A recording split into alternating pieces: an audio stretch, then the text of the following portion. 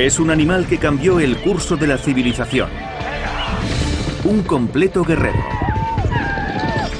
Una bestia de carga, con fuerza, resistencia y velocidad.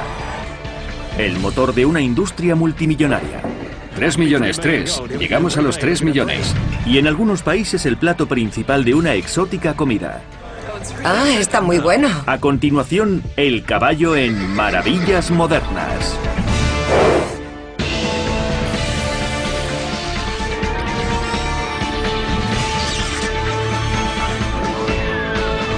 Maravillas Modernas, el caballo.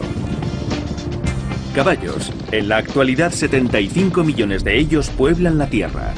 Y solo en Estados Unidos hay 9 millones. Existen 350 razas diferentes que van desde los 75 centímetros hasta los 2 metros de alto y de los 45 kilos hasta los 1100. No son depredadores, pero sí potenciales presas que instintivamente huyen del peligro, a menos que le ordene lo contrario un compañero humano digno de su confianza. Científicamente los caballos no son tan inteligentes como los perros o los gatos. Eso depende del cerebro.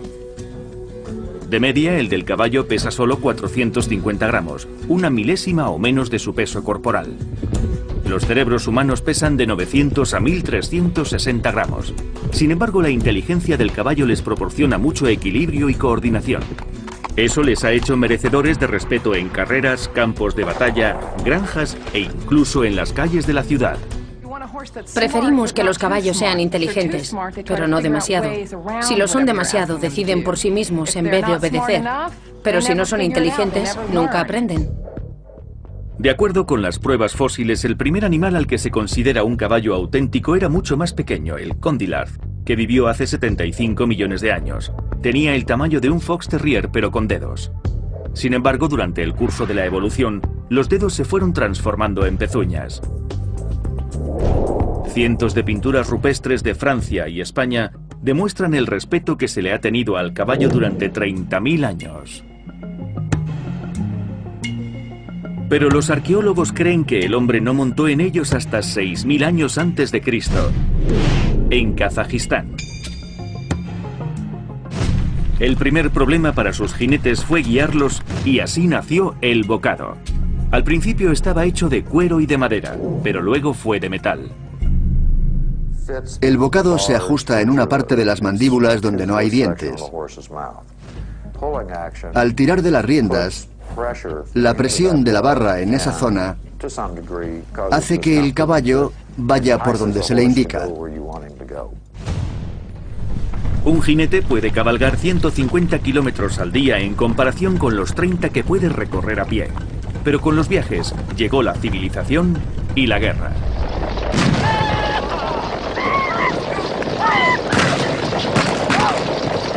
Esta es la última unidad a caballo que queda en el ejército americano.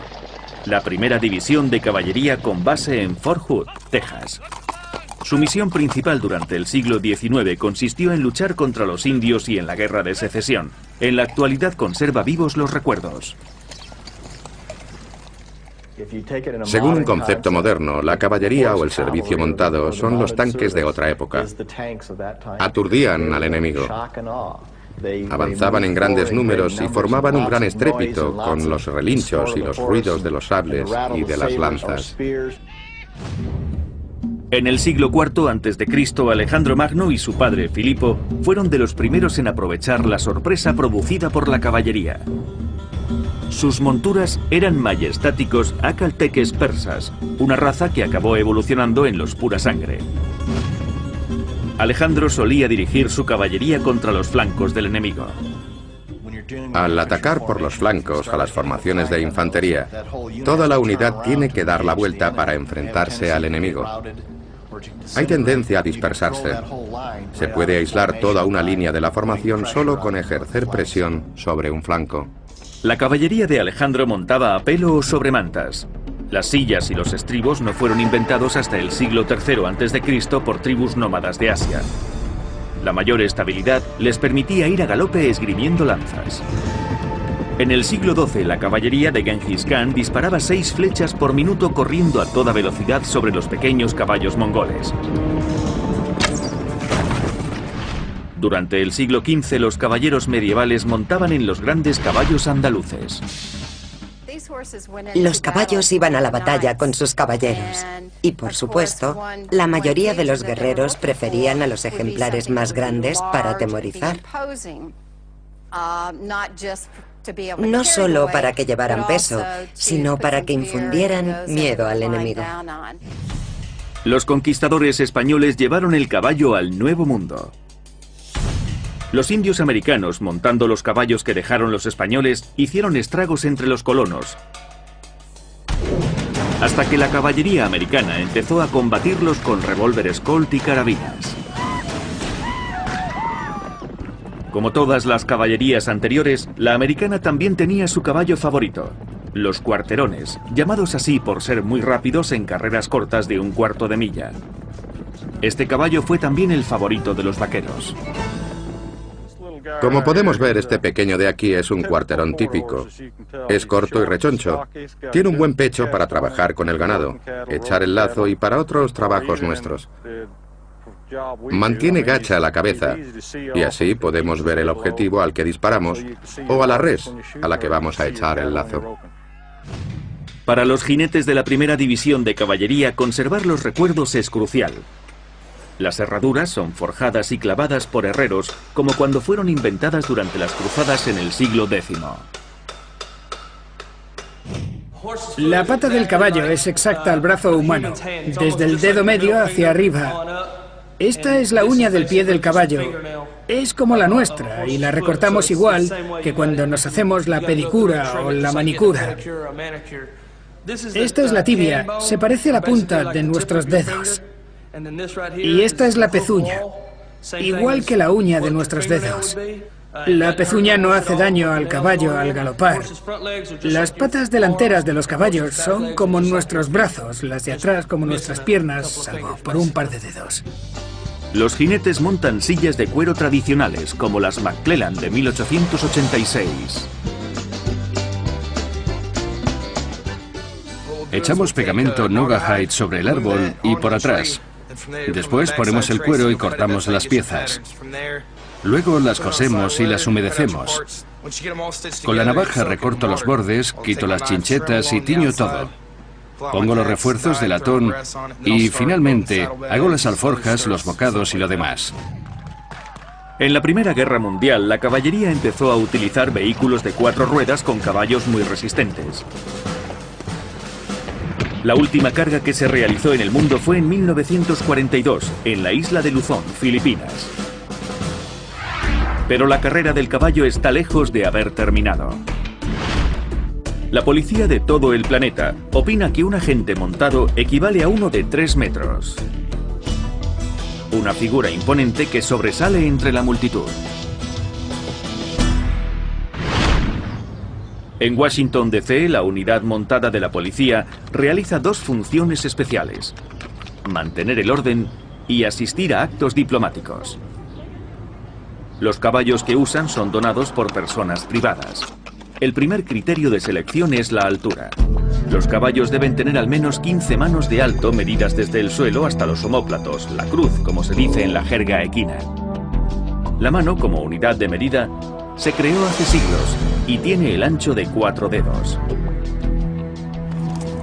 Además de una altura adecuada, deben demostrar un buen temperamento, algo crítico para los caballos de la policía. Los llevamos a los lugares monumentales.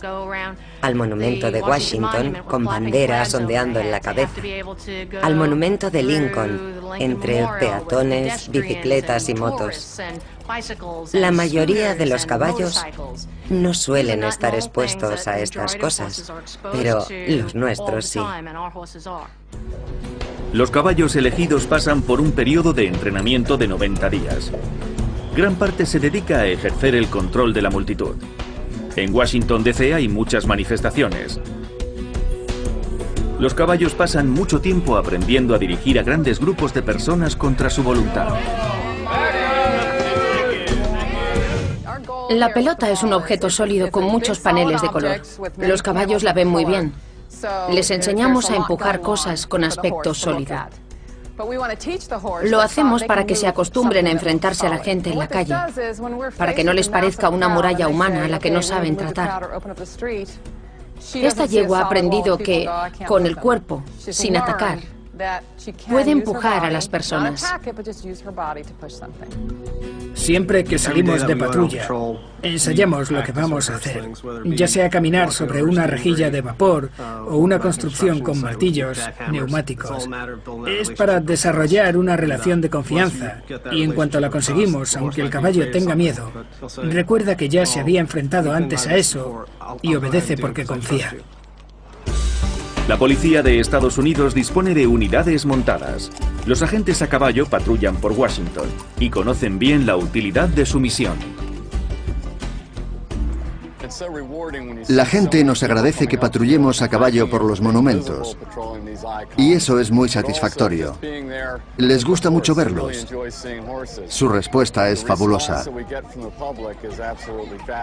Cuando salimos de patrulla en las grandes manifestaciones frente a la Casa Blanca, nos damos cuenta de que nuestro servicio permite que la gente pueda ejercer con seguridad los derechos de la primera enmienda. Los caballos, actuando como policías, siguen demostrando el valor de los animales sobre las máquinas. Y eso también es cierto en los bosques americanos. Pero ¿cuánta energía se requiere para arrastrar un tronco de 1 tonelada? Los caballos realizaron servicios vitales para los ejércitos victoriosos. Pero otras razas de caballos de labor ayudaron a colonizar los territorios conquistados. Hasta el siglo IX después de Cristo, los bueyes eran los animales de carga preferidos. Pero cuando se inventó el collar para llevar cargas pesadas, los belgas cruzaron sus caballos de tiro con otros para producir caballos de carga como los Clydesdales, los percherones y los shires ingleses. Creo que los shires ingleses están entre los más hermosos. Su largo pelo les protege las patas. Durante el proceso evolutivo, estos caballos vivían en las montañas de la Europa occidental. Por eso tenían que ser fuertes, pesados y resistentes. Una gran combinación de masa corporal y de peso que resultaba muy eficiente. Una especie de vehículo diésel. Los caballos de tiro eran el tractor de su época, arrastraban lanchones y carros. E igual que los caballos grandes tenían su cometido, también lo tenían los caballos más pequeños. Este es un caballo en miniatura americano que se encuentra en todo el mundo. Se criaron para la realeza. Gracias, Sophie. Eran muy populares en Francia y en Inglaterra, pero también tenían una misión muy práctica: trabajar como ponis de tiro en las minas de carbón de Gales y Escocia. Transportaban el carbón. Los ponis mineros llevaban una vida muy dura. Sus establos estaban bajo tierra, solo salían en las fiestas. Trabajaban en turnos de 8 horas arrastrando vagonetas sobre vías con toneladas de carbón. En su momento cumbre, en 1913, 70.000 ponis trabajaban en las minas de Gran Bretaña. La expresión de caballo de vapor fue creada cuando James Watt, inventor del motor de vapor, observó el peso que podía arrastrar un pony. En lugar de llamarla potencia de pony, la aumentó en un 50% y la llamó caballo de vapor. Uno de los mayores inventos que utilizaron los caballos en la agricultura fue el arado. Cuando las hojas de madera del arado fueron sustituidas por otras de metal, los caballos se encargaron de tirar de ellas por suelo duro a mayor velocidad que los bueyes. A mediados del siglo XVIII, el arado tirado por caballo era el sueño de los agricultores. Con herramientas de madera, un hombre podía arar 700 metros cuadrados, con bueyes 2000. Pero con un arado tirado por caballo se podían arar 4000 metros cuadrados. Incluso cuando apareció la maquinaria agrícola se siguió necesitando la fuerza equina. En tiempos de la independencia americana, una granja familiar media podía trabajar 40 hectáreas. Pero hacia 1830 pasaron a ser 750 hectáreas gracias a la maquinaria. Aparecieron las cosechadoras y surgieron máquinas sofisticadas que necesitaban una fuente de energía mayor. Al igual que en la actualidad las autopistas fomentan el desarrollo del extrarradio, los caminos para caballos ampliaron los límites de las ciudades antiguas. A mediados del siglo XIX las calles estaban repletas de caballos y carros, desde los más sencillos de los fruteros hasta las carrozas más elegantes. En 1859, entre 40 fabricantes de Nueva York vendían 5.000 carros al año. En 1900 la ciudad tenía una población de 150.000 caballos que generaban 5 millones de kilos de estiércol al año, mucho más de lo que se usaba como fertilizante. Pero un día apareció la auténtica salvadora de los barrenderos, la máquina de vapor. Cuando los vehículos de vapor y de gasolina se hicieron populares y asequibles, muchos caballos desaparecieron. Pero algunos siguieron trabajando no por lo que hacían, sino por la forma en que lo hacían. A mediados del siglo XIX los madereros empleaban caballos para arrastrar troncos por el bosque. No había máquinas que pudieran hacer ese trabajo. Pero la misma revolución que retiró los caballos de ciudad, los retiró también del campo. En la actualidad, las grandes industrias madereras usan maquinaria pesada. Pero las más pequeñas de América, Canadá y Gran Bretaña siguen empleando potencia equina, especialmente por el costo.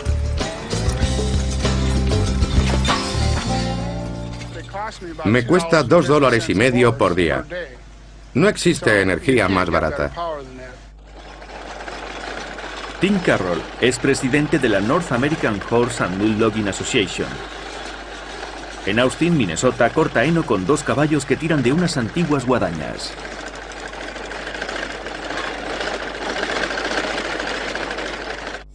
Son geniales para segar heno.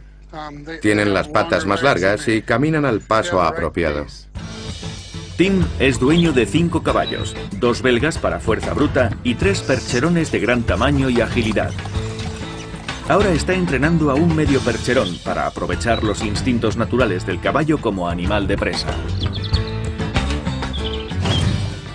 Cuando estoy frente a él, le miro directamente a los ojos. Tiene una postura muy agresiva, con las patas abiertas. Para él es una postura de depredador. Da vueltas siguiendo la valla. Se acerca a ella todo lo que puede. Ahora quiere acabar ya. Se dirige hacia mí. Se dirige hacia donde yo estoy. Está chupando y mascando. Quiere ser mi amigo y le voy a dar una recompensa. Para Tim y su gente, su trabajo de maderero incluye un viaje al lugar de tala donde fue contratado para cortar grandes árboles. Son de madera dura, como robles y cerezos.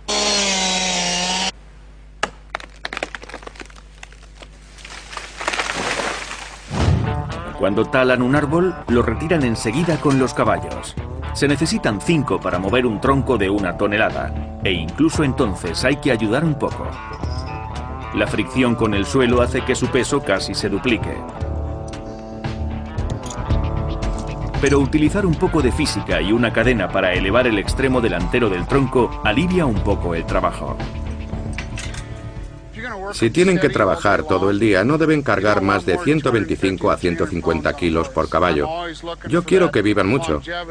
Por eso hago un cálculo con el tiempo de arrastre al día, la carga de trabajo y cuántos metros de madera tengo que cortar. Los caballos llevan el madero a un aserradero móvil situado cerca del lugar de tala. Los árboles son cortados a la longitud de los tablones. El proceso es repetido una y otra vez hasta que los caballos y Tim se fatigan, normalmente después de 6 horas de trabajo. Es una operación eficiente y a Tim le gusta decir que respeta el medio ambiente. Las máquinas aplastan los árboles pequeños, pero los caballos no. No son distintos a nosotros. Si ven un árbol joven de un diámetro pequeño, no pasan sobre él. Si yo fuera a chocar con él, me echaría a un lado. Y ellos también. De esa forma, aumentamos la producción residual en un 30%. O sea, los árboles que se quedan en el bosque. A los amantes de las máquinas no les parece bien que los caballos solo puedan trabajar 6 horas al día. Pero Tim no opina lo mismo. Sé por experiencia propia que si trabajo más de ese tiempo, me empiezo a poner torpe. El riesgo de accidentes aumenta mucho después de ese tiempo. Los caballos me regulan la vida. Son unos grandes maestros. Los madereros como Tim Carroll pagan entre 500 y 2.000 dólares por un buen caballo de tiro. Los animales pasan a formar parte de la familia. En Lexington, Kentucky, los dueños de los pura sangre y los criadores comparten los mismos lazos económicos y emocionales con sus caballos. Pero sus inversiones pueden llegar a millones de dólares. 5,5 millones, 5,5. Adjudicado. Bienvenidos a la capital mundial de las carreras de caballos, Lexington, Kentucky.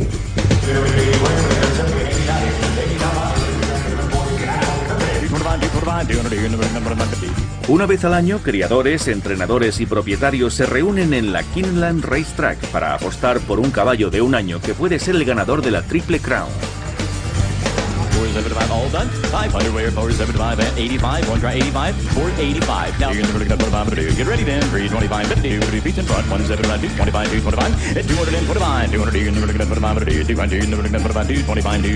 En 2 semanas se venden más de 5.000 caballos. Los compradores son los que les ponen el nombre. En la subasta solo se les conoce por el número que llevan en las grupas. Este caballo, el 127, es un cruce de 2 razas de campeones y se espera que consiga la puja más alta del día.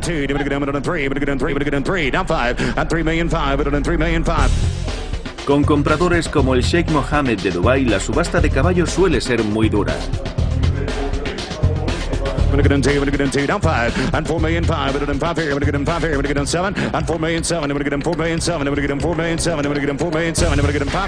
Y la puja solo acaba de empezar. No le llaman el deporte de los reyes por casualidad. Los pura sangre son descendientes de caballos árabes por su espíritu y resistencia. Cualidades que se originaron naturalmente hace 4.000 años para sobrevivir en el desierto. No necesita calentarse, sino enfriarse. Tiene una capa de grasa muy delgada y su piel es muy fina, no como la de los caballos de tiro. En el siglo XVII, el cruce de sementales árabes y yeguas reales inglesas produjo el primer pura sangre de carreras. En un día de subasta en Kineland, Kentucky, los entrenadores y ganadores del derby como John Ward y Neil Drysdale se dedican a confirmar los caballos. Confirmar caballos es conocer su esqueleto, averiguar cómo tienen las articulaciones. Queremos comprar el caballo más eficiente, el mejor que encontremos. Los atletas deben actuar mecánicamente, tanto si se trata de humanos como de caballos. Por eso deben ser confirmados correctamente para conocer la longitud de su zancada. Los caballos se estudian de la misma manera que la biomecánica de un atleta. Muchos de los caballos que se venden en Kineland han sido criados en granjas de Lexington como Three Chimneys. Aquí el ganador del derby de Kentucky de la Preakness, Smarty Jones, es una leyenda. Después de una mañana de trabajo se le lava y se le dan friegas.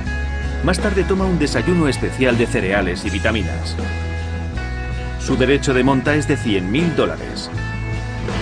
El vecino de Smarty es Dana Former, padre de Bárbaro, ganador del derby de Kentucky. A sus 23 años hace ejercicio en el corredor circular mecánico. Su derecho de monta es de $150.000.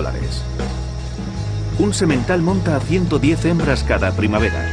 Entre los dos se consiguen $27 millones por el trabajo de unos pocos meses. En Three Chimneys, el proceso se realiza en la cuadra de apareamiento. El suelo tiene una capa de tiras de neumático de 30 centímetros de espesor, un verdadero colchón.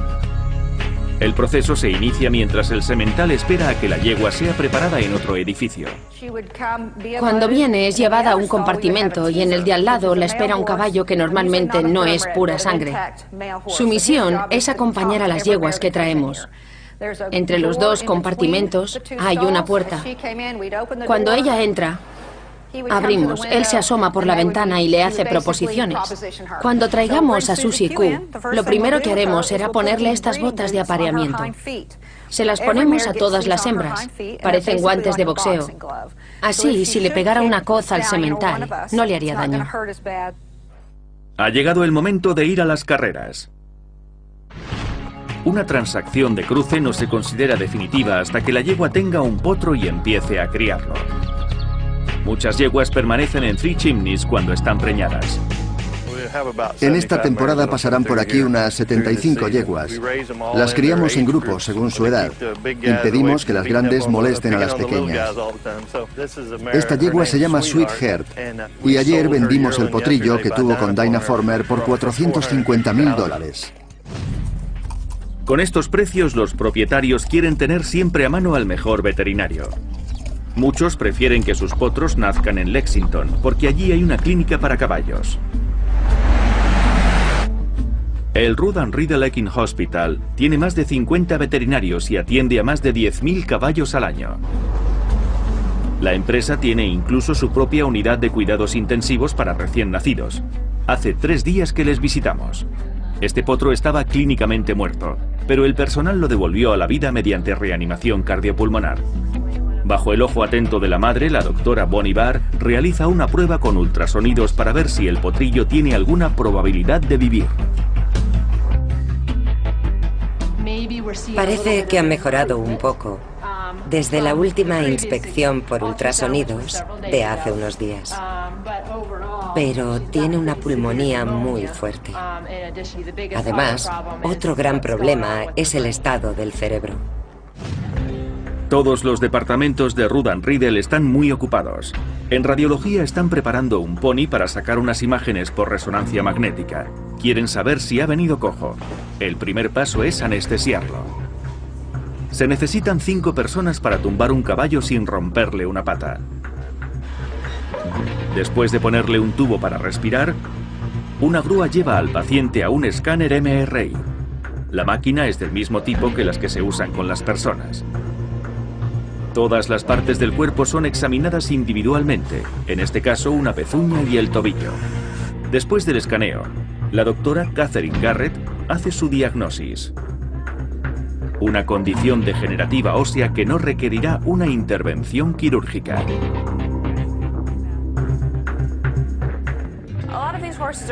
Muchos de estos caballos son tratados con una combinación de herraduras correctoras, terapéuticas, para que sus pezuñas formen un ángulo que minimice los esfuerzos.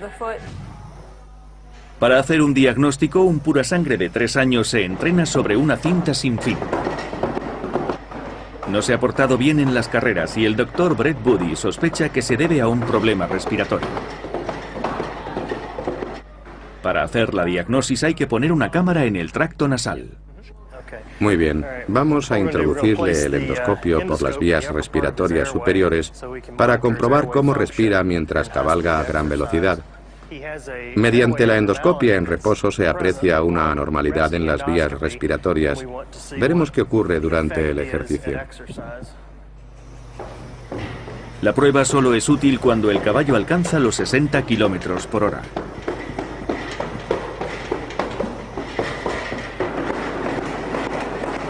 Empezamos por ver el aritenoideo del lado izquierdo. Cuando hace ejercicio se le colapsa el lado izquierdo de la caja torácica.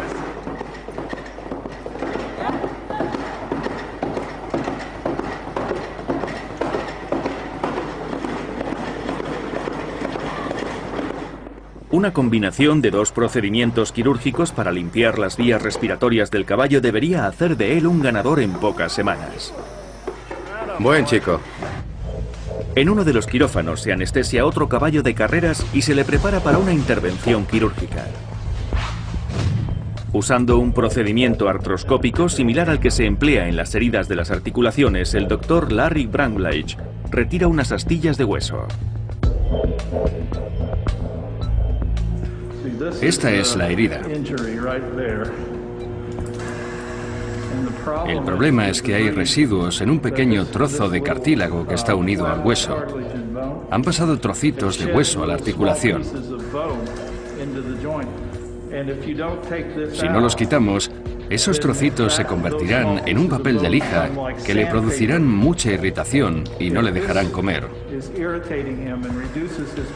Un segundo para un caballo de carreras puede marcar la diferencia entre $500,000 y cero. Menos de 2 horas después de la operación, el caballo vuelve a ponerse en pie e inicia la recuperación. Los cirujanos de Rudd & Riddle realizan de 6 a 15 intervenciones al día. Pero los partos y la temporada de carreras pueden llevar a 30 operaciones por día. 7.200.000. A 7.200.000. ¿Merece la pena la atención que se presta a los pura sangre? En la subasta de Kineland creen que sí, particularmente los que pujan por el número 127. 5 ahora, pasamos a 7.500.000, 7.700.000. Muchas gracias. Sí, la puja mayor ha sido de $7.700.000. Un montón de dinero si no tenemos en cuenta lo que se gana con las montas, o si el semental gana carreras importantes, si tiene potros que llegan a campeones y si continúa con buena salud. Es un negocio arriesgado, pero por otra parte, si se tiene éxito es como encontrar petróleo. La recompensa es grande. Aunque un caballo se puede vender a más de $7 millones en Lexington, hay miles de ellos a $125 para llevarse en adopción. Se trata de caballos que son iconos de la historia equina americana, los Mustang salvajes. De los 9 millones de caballos que hay en los Estados Unidos, 30.000 son caballos salvajes que corren por los páramos. Se les llama simplemente Mustangs, que viene del español mesteño, que significa sin dueño. Los primeros exploradores, De Soto, Cortés y otros más, vinieron de España con sus caballos. Y cuando se marcharon, los caballos se quedaron y se mezclaron. Por eso, casi todos los Mustangs provienen de los mismos antepasados. En 1971, el Congreso aprobó una ley para proteger caballos y burros salvajes de la explotación o matanza comercial.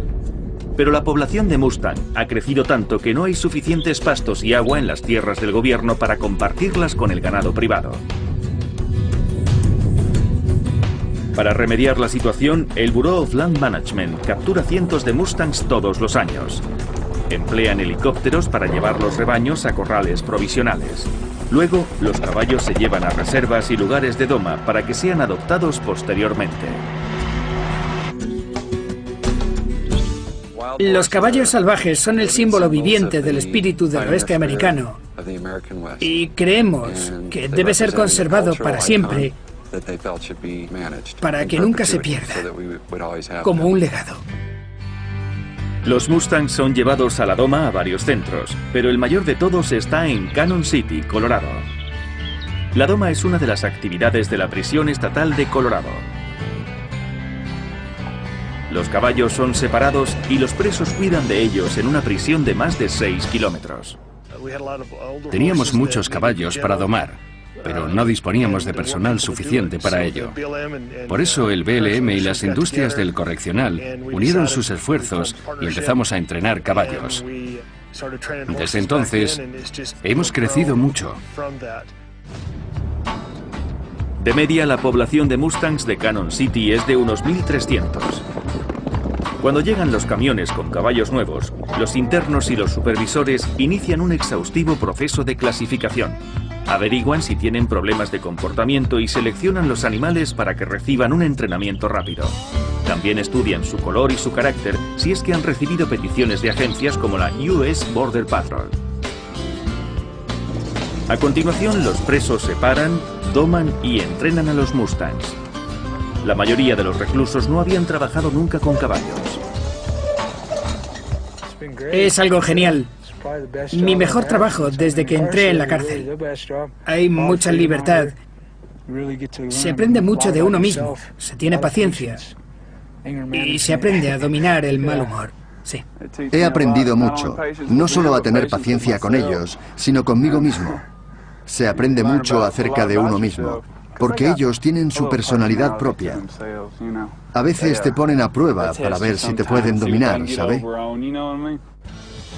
Los nuevos reclusos comienzan por dar de comer a los caballos, 1 tonelada de heno al día para cada 100 caballos, o sea, unas 13 toneladas al día. También aprenden a arreglar las pezuñas de los Mustangs. Para ello, los caballos tienen que pasar por un callejón mecanizado.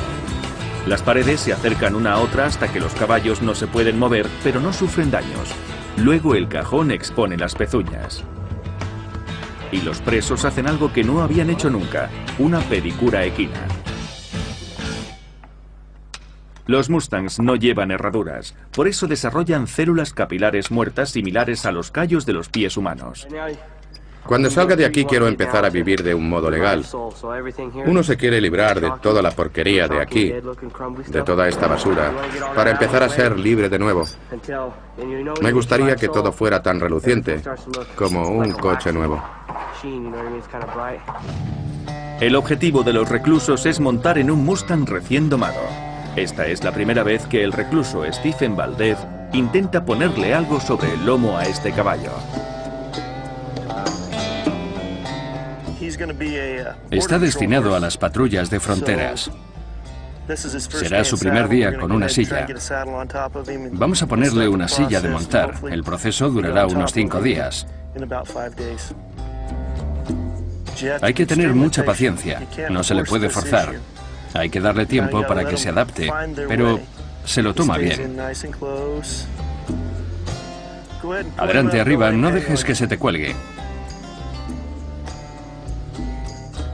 Ahora le va a echar la cuerda por arriba. Cógela y deja que se sienta cómodo. Ahí es donde se le pondrá la silla. Se lo está tomando muy bien.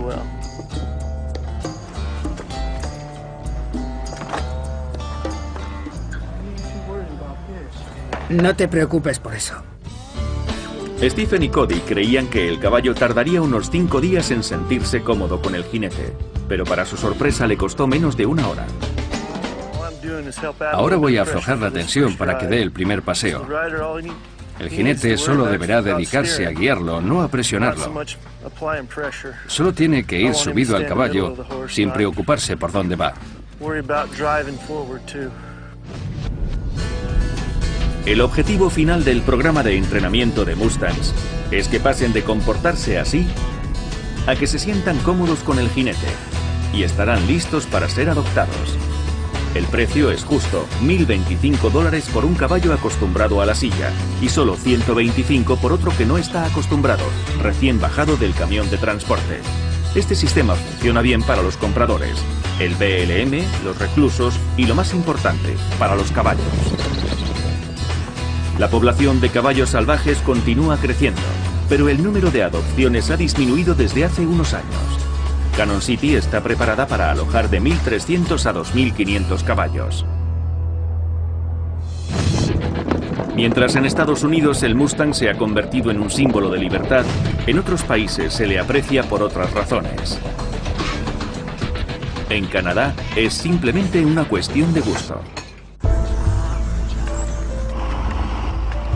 La vida media de los caballos en Estados Unidos es de 20 a 25 años. La mayoría de los caballos viejos deben ser sacrificados si han sufrido una herida o una enfermedad que los incapacite. Los caballos de carreras de $500,000 suelen ser enterrados en cementerios privados. Otros son incinerados o convertidos en abono si la ley lo permite. Ya no hay mataderos en los Estados Unidos y su carne no se vende para alimento de humanos o mascotas. Pero hay caballos que se exportan a mataderos de otros países. No es un mito que en el pasado se han usado sus pezuñas para hacer pegamento. Algunos de los mejores arcos de violines han sido hechos con fibras de cola de caballo. En muchos países como Canadá, Francia, Italia y Japón se consume carne de caballo. Los franceses y canadienses consideran que el solomillo de caballo es una delicia. En el restaurante La Palette de Toronto, los clientes acuden a tomar las especialidades de la casa. Solomillo de caballo poco hecho o al punto y tartar, solomillo de caballo finamente cortado. Muy bien, les esperamos a las 8 de la tarde. Cuando empezaron a servir caballo hace 8 años no estaba en el menú. Probamos en las mesas. Mirábamos de izquierda a derecha para ver qué tal les parecían nuestros filetes y nuestros platos exóticos de caza. Luego introdujimos un plato secreto, caballo, y se hizo muy popular inmediatamente. Y ahora el caballo. En la actualidad, el solomillo de caballo es el plato principal de la carta de La Palette y sirven un equivalente del surf and turf, una combinación de confit de pato y solomillo de caballo, a la que llaman muy apropiadamente whack and track. Los solomillos son dos músculos alargados del lomo del caballo. Van desde los omóplatos hasta las caderas. Como este músculo hace muy poco ejercicio, resulta muy tierno. Los solomillos que se sirven en La Palette no provienen de caballos sacrificados para el consumo humano. El proveedor de La Palette aprovecha la carne de caballos que han muerto por causas naturales. El chef Brooke Kavanagh prepara el tartar con un toque de especias y lo sirve igual que en el resto del mundo. El solomillo se prepara ligeramente especiado y algo tostado. Brooke no quiere que el sabor natural de la carne se pierda, pues dice que es delicioso. Gran parte del sabor proviene de lo que come el animal. Si una vaca toma demasiado maíz, engordará mucho. Si esa misma vaca hubiera comido hierba, tendría mucha menos grasa saturada y en cambio tendría muchos ácidos grasos omega 3 y omega 6, la grasa buena. El caballo que come principalmente hierba no tiene una gran cantidad de grasas saturadas. Es un caballo mucho más delgado.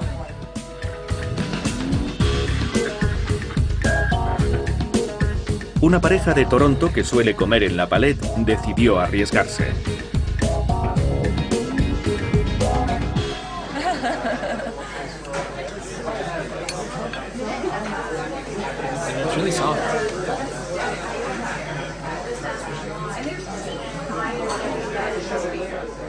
Está muy tierna.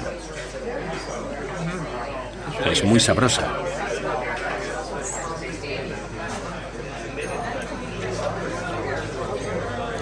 Está muy buena. Sí, muy tierna. Porque en comparación, un caballo parece más musculoso que una vaca. Esperaba otra cosa.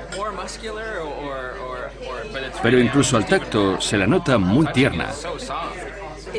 Por costumbre, aquí no comíamos carne de caballo. Si se le dice a alguien que está comiendo carne de caballo, se atraganta. Si estuviera acostumbrado a comerla, la cosa sería diferente. Comer carne de caballo parece algo políticamente incorrecto, especialmente en los Estados Unidos. Pero quizás deberíamos empezar a alimentarnos de este animal. Después de todo, el caballo ha ayudado más que cualquier otra criatura a que la civilización progrese. Y en la actualidad sigue mereciendo nuestro respeto por su velocidad, energía y nobleza.